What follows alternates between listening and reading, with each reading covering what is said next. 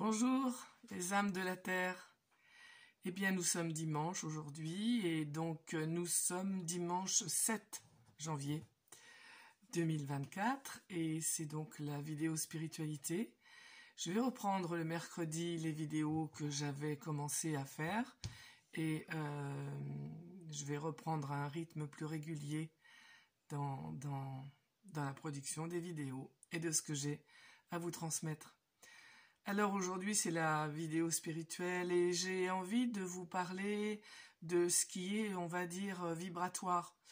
Bien sûr je regarde quelques vidéos sur les réseaux par rapport à la spiritualité. Je trouve ça très bien qu'on en parle beaucoup de spiritualité.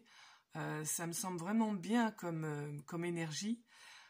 Parce que ça permet à ceux qui le veulent et à un nombre de plus en plus grand de se renseigner déjà et puis peut-être aussi de mettre en pratique des choses que certaines personnes transmettent.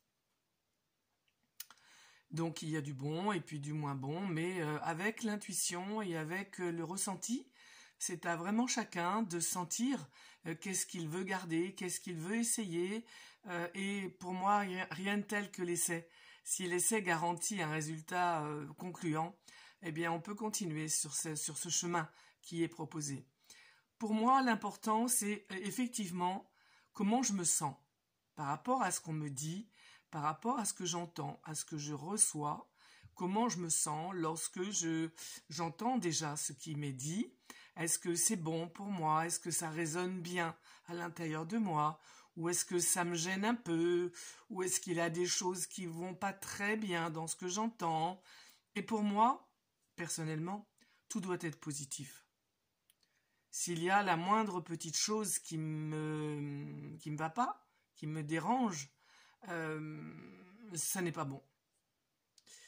C'est ou tout est bon ou c'est pas bon. Donc, au niveau vibratoire, j'entends beaucoup de choses. J'entends la 3D, la 5D. Pour moi, ce sont vraiment beaucoup de choses intellectuelles et donc de l'ordre du mental. Alors qu'en fait, c'est beaucoup plus simple que ça. La vie, c'est beaucoup plus simple que ça. La spiritualité, c'est beaucoup plus simple que ça. C'est tellement simple que, effectivement, beaucoup de personnes préfèrent, lorsque c'est un peu intellectuel, j'allais dire un peu prise de tête.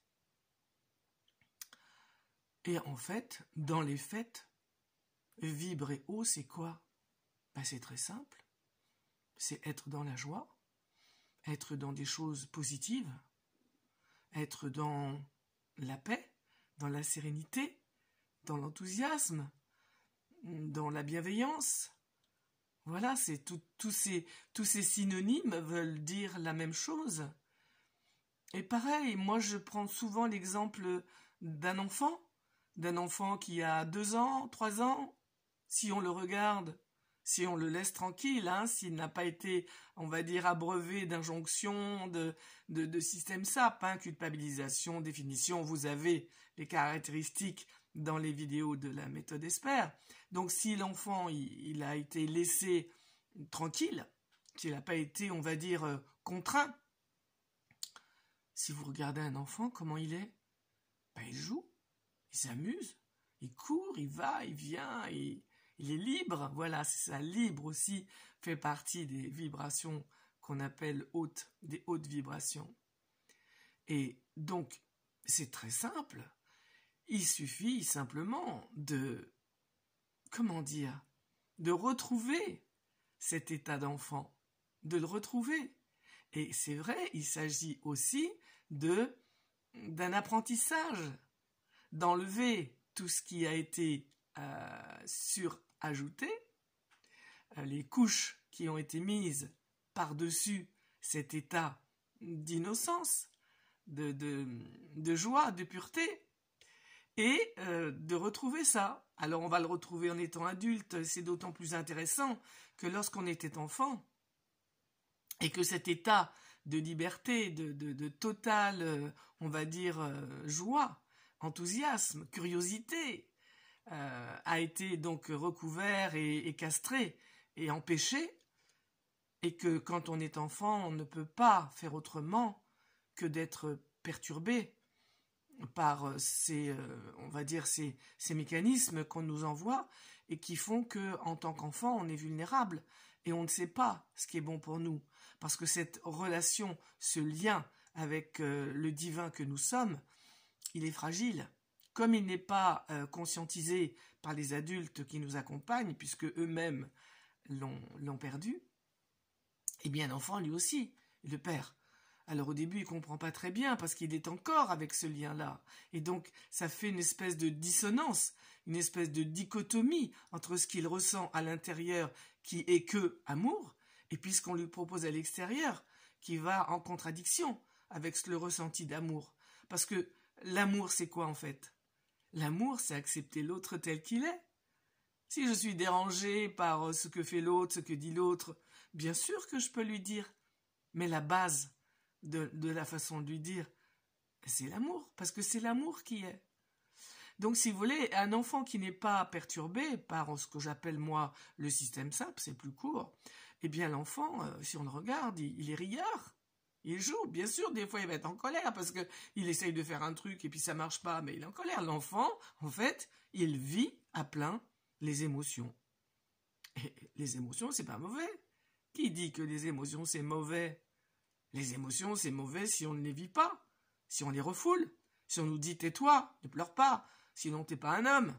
Ou si tu pleures, t'arriveras jamais à rien dans la vie. Ou si t'es en colère, personne ne t'aimera. En tout cas, moi, je t'aime pas quand t'es en colère. Vous voyez, si toutes ces définitions négatives des émotions n'étaient pas mises sur l'enfant, ben l'enfant vivrait ce qu'il a à vivre. Donc c'est pas un problème, les émotions. C'est ce qu'on en dit et c'est ce qu'on en fait qui peut poser problème. Parce que tout ce qui n'est pas exprimé va s'imprimer à l'intérieur de l'être humain et ensuite va s'exprimer autrement, par des maladies, par des actions ou des réactions, plutôt par des réactions vis-à-vis d'autres personnes qui n'ont rien à voir avec l'origine de l'émotion refoulée. Donc je veux dire, on met en place tout un tas de mécanismes relationnels de communication déviés, viciés, et qui forcément ne vont pas nous amener ce ressenti de bien-être, de joie, d'être à l'aise, d'être simplement à l'aise au quotidien de notre vie. Je vous regarde dans les yeux, je vous demande, êtes-vous à l'aise dans le quotidien de vos jours, sans arrêt, sans cesse, toute la journée?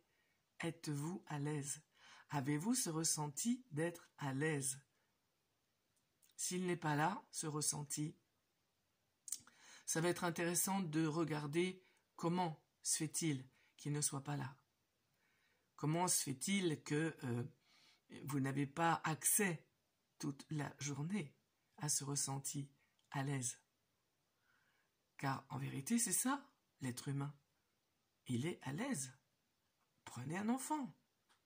L'exemple est toujours l'enfant. Donc, et l'enfant peut dire qu'il vibre haut parce qu'il est à l'aise, s'il n'est pas empêché, s'il n'est pas contrarié, s'il n'est pas contredit, abîmé par tout ça. Simplement à l'aise, c'est être en joie. Et être en joie, eh ben, c'est vibrer haut. Et on n'a pas tellement à réfléchir. L'enfant, il réfléchit pas. L'enfant, il s'amuse. Il prend un caillou, il le pose là, et puis il le recouvre de terre, et puis il s'imagine que c'est une graine, et puis qui va pousser. Voilà, c'est tout simple, la vie, c'est tout simple. Et donc, il s'agit, pour vibrer haut, de retrouver cette simplicité. Et peut-être aussi de regarder qu'est-ce qui empêche d'avoir cette simplicité, cette simple joie, cet enthousiasme, cette curiosité ébahie, émerveillée de ce qu'est la vie, parce que c'est superbe la vie, c'est très beau de voir cette merveille que l'on a sous les yeux à chaque instant. Tout est superbe. Et ce qui fait que il y a des choses qui viennent dissonner, qui viennent désharmoniser tout ça, c'est que l'humanité, d'une façon générale, a oublié l'origine qu'elle est, l'origine divine. Parce que oublier que l'on est divin, ça va amener des dissonances et des mal à l'aise et des bien-être qui ne sont pas là. et des questionnements. Qu'est-ce que je fais là? À quoi ça sert? Et pourquoi je suis là? Vous voyez, ça va amener tout ça.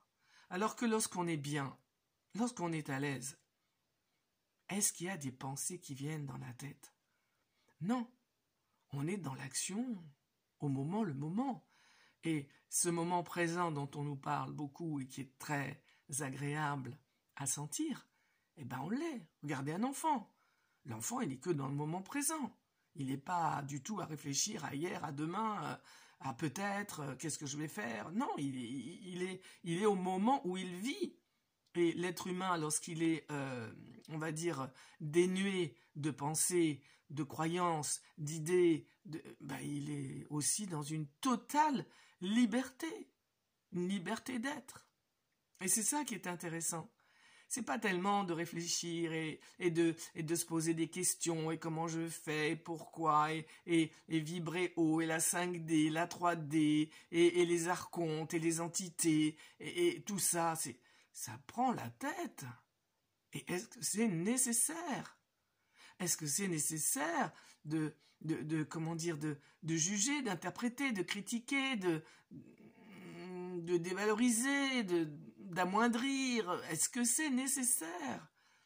Vous pouvez imaginer comment ça va dégager le mental et du coup permettre à l'ego d'être tranquille lorsqu'on aura retiré déjà toutes ces choses inutiles. Ne serait-ce que déjà sans vraiment travailler sur soi, mais déjà au départ, cesser d'alimenter des dissonances, donner des avis négatifs, mettre un peu son grain de sel un peu partout, interpréter, juger les voisins, les collègues.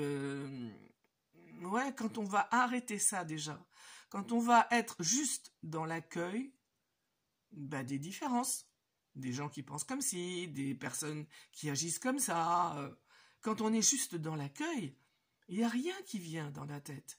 Il n'y a pas de pensée. Et là, déjà, on est dans des vibrations plus hautes. En fait, les vibrations basses, c'est quand on pense des choses pas bonnes. Et on le voit bien quand on pense des choses pas bonnes. Et c'est pas nécessaire de les alimenter. Alors oui, ça va être un apprentissage. Quand on va se voir dans ces situations-là, il va y avoir un petit truc qui va s'éveiller dans la tête, qui va dire « Oh là, je suis pas dans un truc qui me convient là. Moi, je voulais essayer autre chose. Donc oui, non, j'arrête ça. Ça m'intéresse pas. » Et ça s'arrête. Après, ça va peut-être reprendre. Mais on recommence. « Ah non, ça m'intéresse pas ça. Non, je veux pas être dans ce truc-là, donc je l'arrête. » Et à force de dire ça, quand on voit on va dire une déviation de la route qu'on a décidé de prendre, à force de se le dire, eh bien le nouveau pli va être pris. Un autre circuit neuronal dans le cerveau va s'installer. Et effectivement, on va ressentir le résultat de cette autre façon de vivre dans le corps. Et ça n'empêche pas, d'accord, il ne s'agit pas de croire qu'après tout va être bien, le chemin va être vraiment merveilleux et je ne vais plus souffrir. Non, c'est pas ça du tout. Mais c'est comment c'est vécu.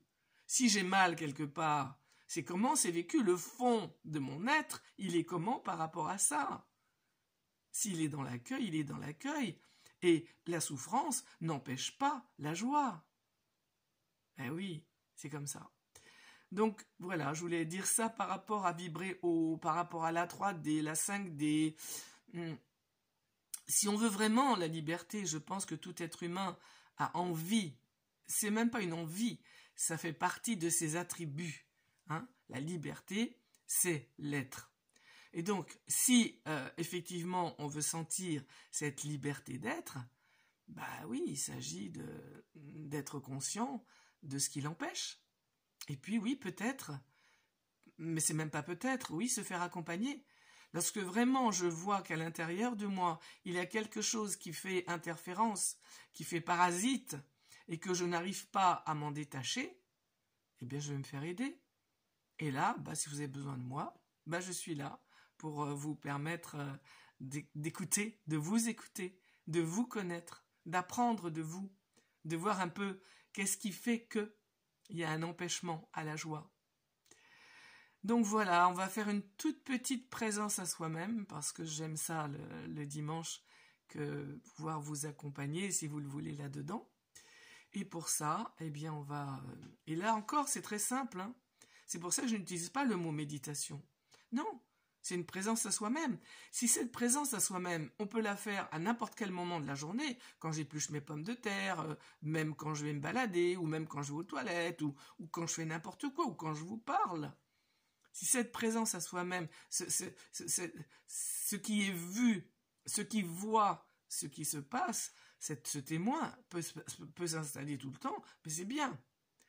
Lorsqu'on fait un arrêt, on va dire, et que cette pause-là permet vraiment de s'installer dans cette présence à soi-même, eh bien c'est savoureux. Voilà. Et c'est ce que je vous propose. Donc on passe ce tout petit moment à faire ça. Donc on s'installe droit, avec les pieds bien au sol. Voilà.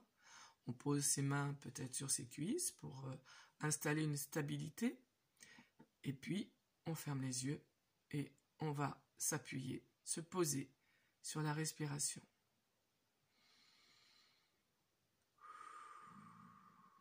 Bien baisser les épaules. Inspirez avec le ventre. Et déjà sentir qu'en fermant les yeux, il n'y a plus rien que le rien.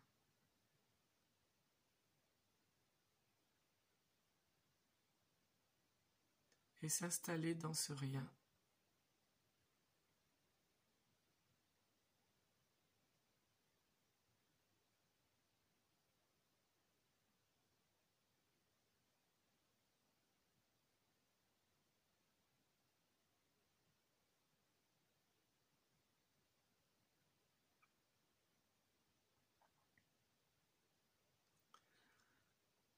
Arnaud Desjardins disait, dans ces moments-là, on n'est pas du tout passif.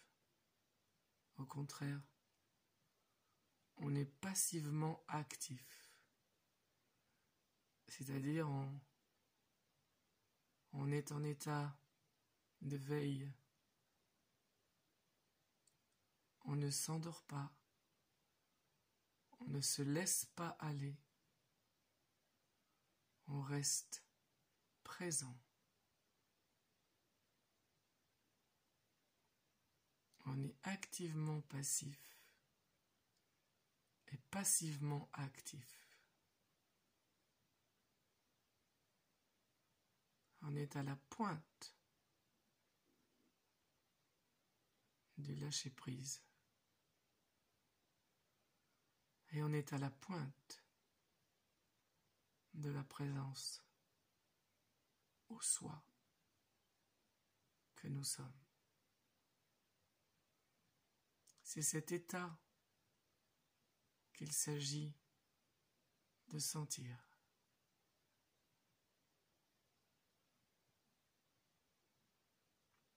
C'est la respiration qui permet de rester dans cet état.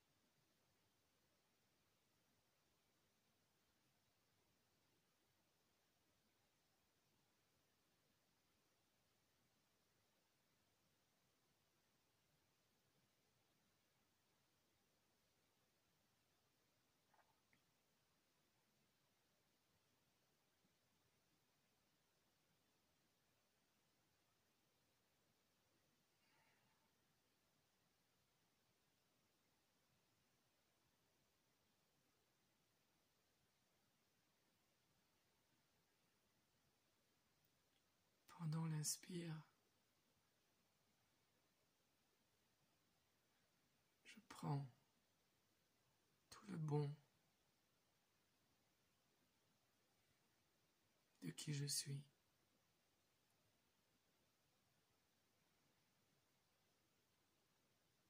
Et pendant l'expire, je savoure le bonheur de qui je suis.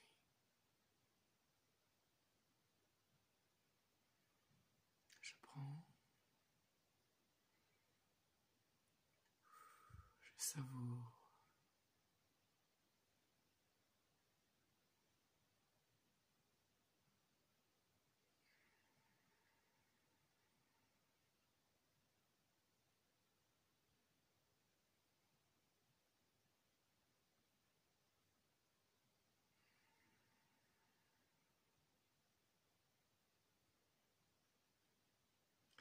Si chacun faisait ça,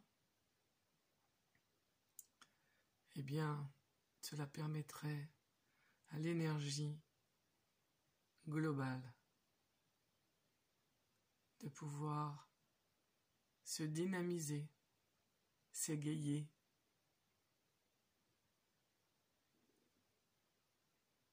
c'est spiritualiser la vie. C'est œuvrer pour que le royaume de Dieu soit. Et ensuite, quand j'ouvre les yeux, je peux continuer en inspirant à prendre le bon de la vie, du soi que je suis. Et à l'expiration, je peux le savourer.